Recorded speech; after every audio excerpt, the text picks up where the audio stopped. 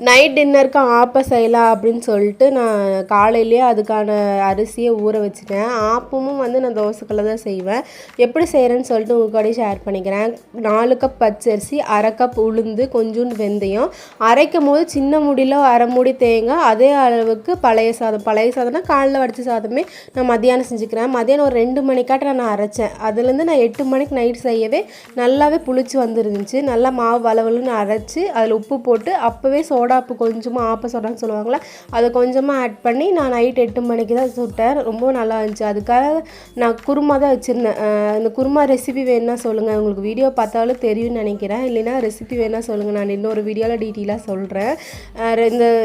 இந்த குருமாவுக்கும் ஆப்பத்துக்கும் ரொம்பவுமே நல்லா இருந்துச்சு. ஆப்பமும் அவ்வளோ சாஃப்டாக நல்லா புளிச்சு வந்துருந்துச்சு. உங்களுக்கு ஆப்பம் பிடிக்குமான்னு சொல்லிட்டு கமெண்ட்டில் சொல்லுங்கள். வீடியோ பிடிச்சது லைக் பண்ணுங்கள், மறக்காமல் சேனலை சப்ஸ்கிரைப் பண்ணி ஃபாலோ பண்ணிக்கோங்க. தேங்க்யூ, பாய்.